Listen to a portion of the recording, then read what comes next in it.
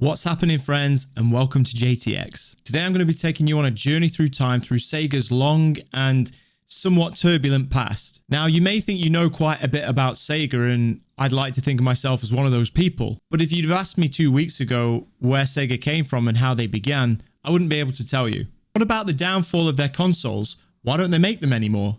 Today I'm going to answer some of those questions and hopefully some more. So please sit back and enjoy. Before Sega was given its name, it started out as Standard Games in Honolulu in May 1940 by three American businessmen, Martin Bromley, Irving Bromberg, and James Hupert. They wanted to provide coin-operated amusements which would include slot machines for the military as the USA entered World War II. The name was changed in 1946 to Service Games. This was to fit the military entertainment angle. However, in 1952, the government outlawed gambling in all American territories. Bromley would send employees Richard Stewart and Ray Lemaire to Tokyo to establish Service Games in Japan. From here, they'd be able to offer coin-operated slot machines to all the US bases in the area. 1 year later, all five men would found Service Games Panama as a base for all their international business. The company would grow rapidly over the next few years in Southeast Asia. The name Sega was an abbreviation of Service Games, and it was first used on a slot machine in 1954. In 1960, Service Games of Japan was dissolved due to the US putting investigations into potential criminal business practice, which included gambling. Bromley would make two companies to overtake operations in Japan under Sega Inc. They would focus on slot machines. This would later become Sega Enterprises Limited.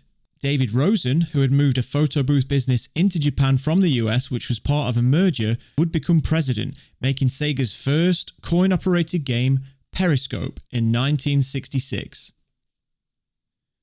Periscope featured light and sound effects and was considered well ahead of its time. Sega was then sold to Gulf and Western Industries in 1969, with Rosen remaining Sega's CEO. Throughout the 70s, the arcade industry grew and prospered thanks to titles like Space Invaders and Pong. Sega would produce many of their own arcade titles and also machines like the Love Tester. The Love Tester was an electro-mechanical arcade machine released in 1972. The player would apply pressure to a handle with their left hand and the machine would give them a description of their lovemaking skills, such as unfaithful or needs warming up, all the way up to things like wild or uncontrollable. This idea was taken from a machine in the late 20s by a company called Supply with the same name. Sega would continue to do well through the 1970s, with revenues reaching $100 million by 1979. Sega would also acquire a couple more companies in Gremlin Industries, who made microprocessor-based arcade games, and Esco Bueki, a coin-op distributor founded by Hayao Nakayama. Nakayama would be employed by Sega in a management position and placed in charge of Sega's Japanese operations. By the time 1980 came, Sega was one of the top 5 arcade manufacturers within the United States. The hype of the arcades could not last. In the beginning of the 80s, the console market had started to take over, making gaming far cheaper, and the rhetoric of, "Hey, who wants to pump quarters into a machine when you can buy and keep the games yourself at home?" And there was also competition from an introduction of the home computer, which would end up doing well in what was at the time a flooded console and game market.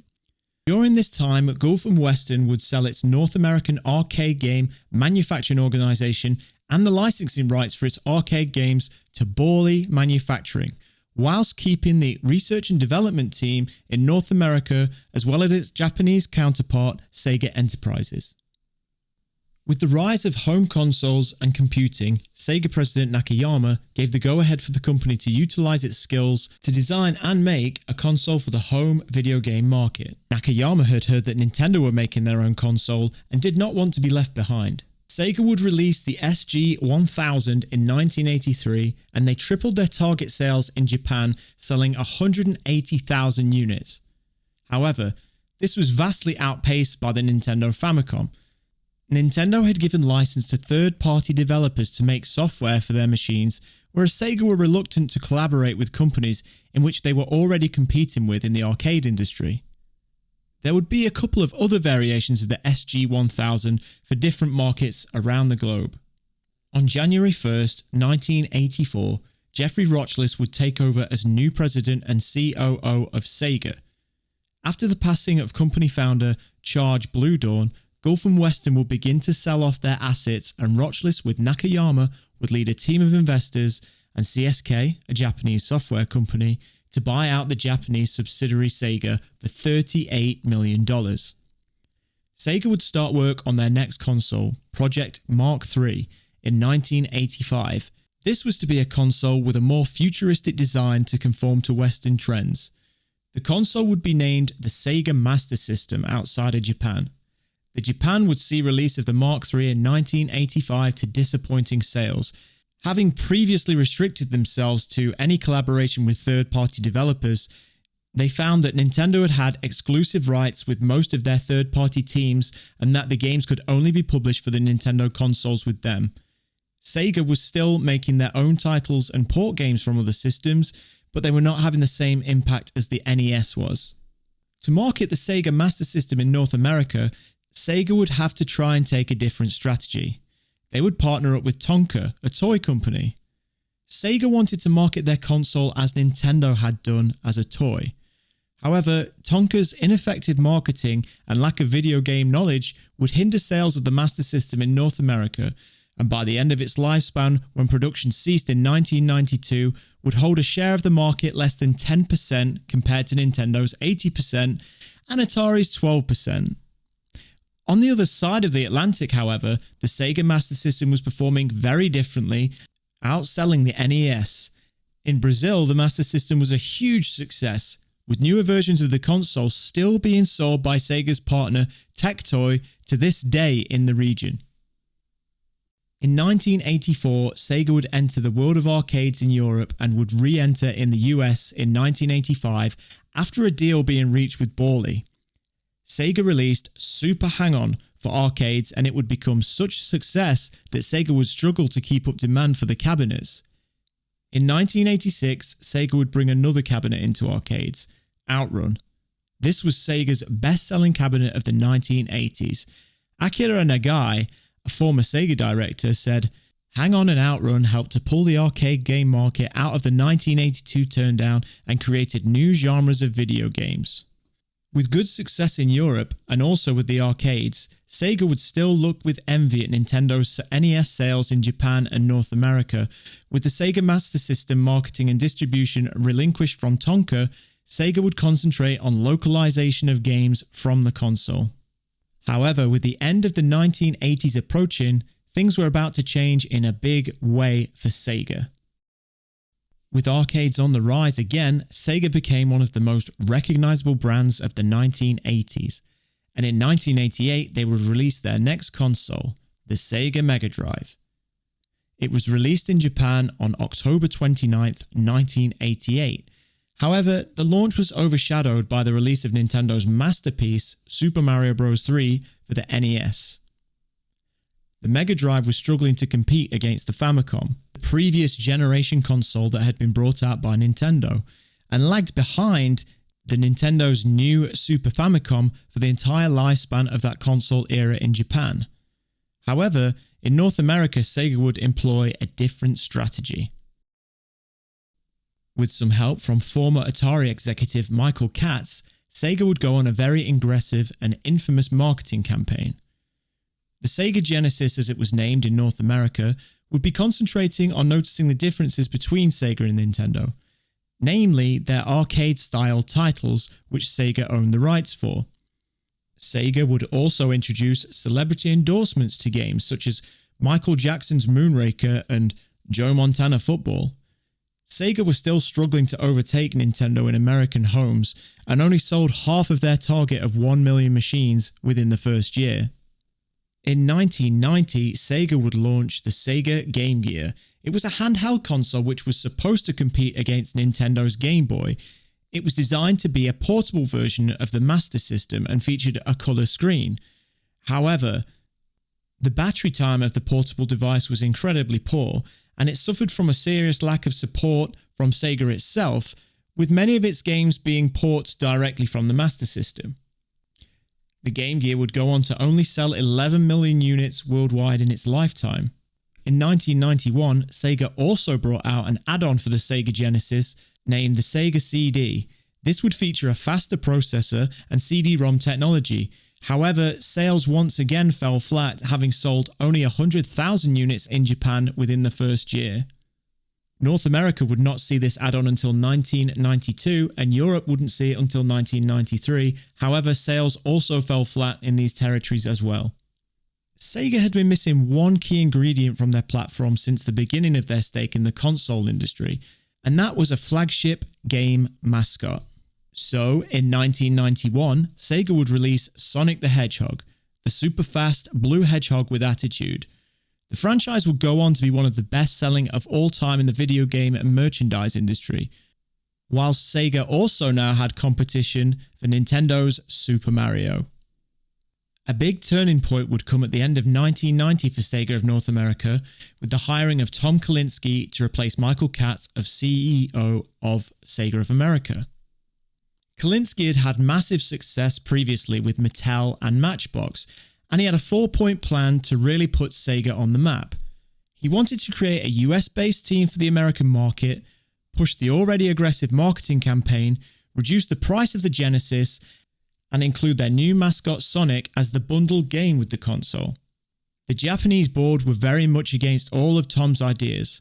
However, Nakayama, though somewhat reluctant to give Tom the green light to go ahead with his plan, knew of Kalinske's success in the North American and European markets, saying, "I hired you to make the decisions for Europe and Americas, so go ahead and do it." Kalinske and the marketing team would go straight for Nintendo with campaigns such as the famous "It does what Nintendo don't," and to be this good takes ages, which is Sega spelt backwards. The results of Kalinske's new strategy and Sega's new mascot, Sonic, would blow everybody away. By 1992, Sega controlled 65% of the North American console market and outsold Nintendo for 4 consecutive Christmas periods. Sega would also continue to do well in the arcade business. On the back of the success of the Mega Drive in North America and Europe, Sega started work on the Sega Genesis successor, the Sega Saturn, and it was first showcased at the Tokyo Toy Show in 1994. However, Nakayama had been worried about the release of Atari's Jaguar console, already available on the market, and wanted to have something to compete given the Sega Saturn was not due out until 1995. Nakayama would want to make sure there was something available to sell for the Christmas period, so Sega came up with the 32X, a mushroom-shaped add-on which would work with the current Genesis machine and was capable of 32-bit gaming. This would be released a day before the Sega Saturn due to Sega managing to get the consoles manufactured in good time. The 32X would be half the price of the Sega Saturn, but was only compatible with the Sega Genesis. However, the Saturn development was running beyond full speed, and Sega were able to achieve a Japanese release date of November 22nd, 1994. This would be 11 days prior to the release of Sony's first attempt to get a foothold in the video game market, with their PlayStation. Initial sales were great, with Sega selling 200,000 units in the first day and outselling the PlayStation over that first holiday period. In March of 1995, Tom Kalinske would announce that the North American release of the Saturn would be on Saturn Day, the 2nd of September of that year, and would go on to divulge at the E3 Expo later that year that the console would have a price tag of $399. Kalinske also strangely noted some particular retailers Sega had already cut deals with for the Saturn, which did not go down well with rival retailers, and some of them even refused to stock the console indefinitely as a consequence. This would lead to PlayStation CEO Olaf Olofsson to introduce his colleague Steve Race to deliver this famous speech. Sony Computer Entertainment President of America, Steve Race, join me for a brief presentation.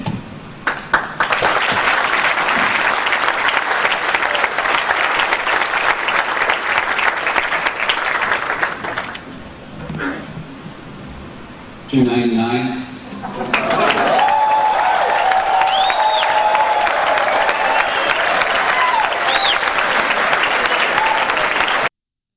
Sega would also cite a July release in Europe of the Saturn console with a whopping £399 price tag. This was a disaster as the press as well as retailers had no time to prepare for the console's arrival. The PlayStation would arrive in September in Europe, and by the holiday season of 1995 had already outsold the Saturn 3 units to 1. Throughout this time, the 32X, which had been released for the holiday season previous, had seen a huge decline in interest due to the lack of software, and people were looking to the future of gaming consoles which had already arrived.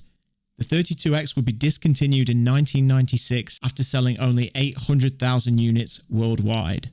The Saturn would release in North America with 6 titles and would only gain 2 titles before the arrival of the Sony PlayStation, and within 2 days of the PlayStation release, Sony had outsold what the Saturn had sold in 5 months, selling all their initial pre-orders of 100,000 units and completely selling out of consoles and accessories countrywide. The Saturn was also suffering from a lack of interest from developers. The system had a 2-processor architecture, and developers found it awkward to work with. This, coupled with the high price tag and lack of release software, led to the lack in sales of the US for Sega. Sega had also underestimated the continuation of the popularity of the 16-bit market, of which Sega had a 64% of the market share with their Genesis in the US, with Kalinske admitting, "We could have sold another 300,000 units had we been prepared." Despite the lack of sales, the Sega Saturn would continue to hold some market share with the help of a huge price drop and bundled games with the console. At the beginning of 1996, an informal survey suggested that the PlayStation and Saturn were selling at an equal pace at the start of the year, and there was some hope for the Saturn.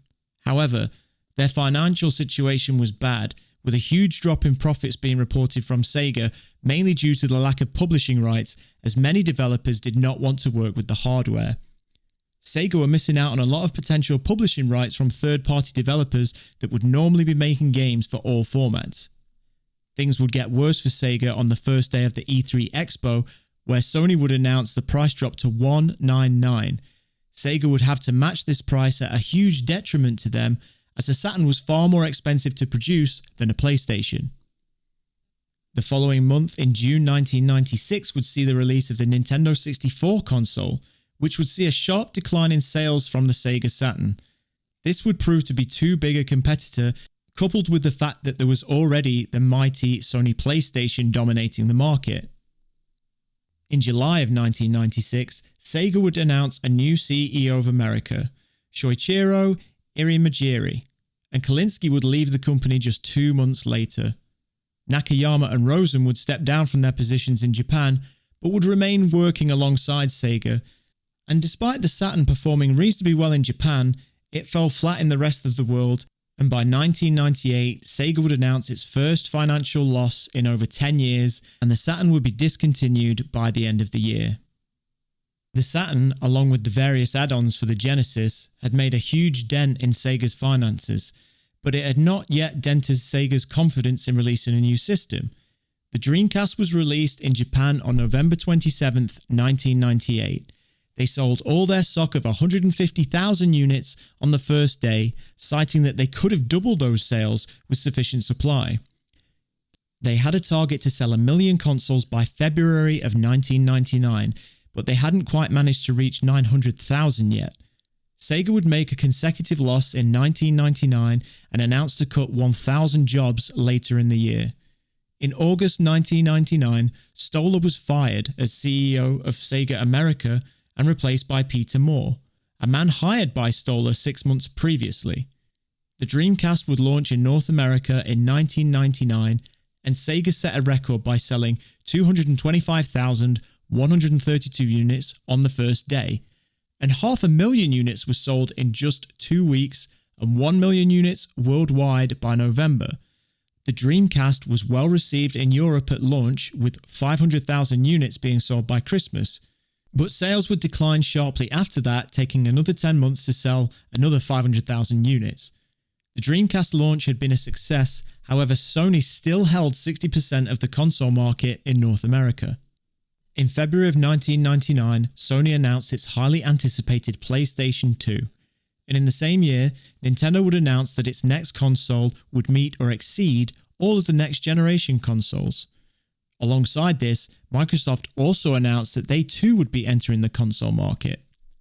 This news would spur consumers to wait for the next generation of consoles and slowed sales dramatically.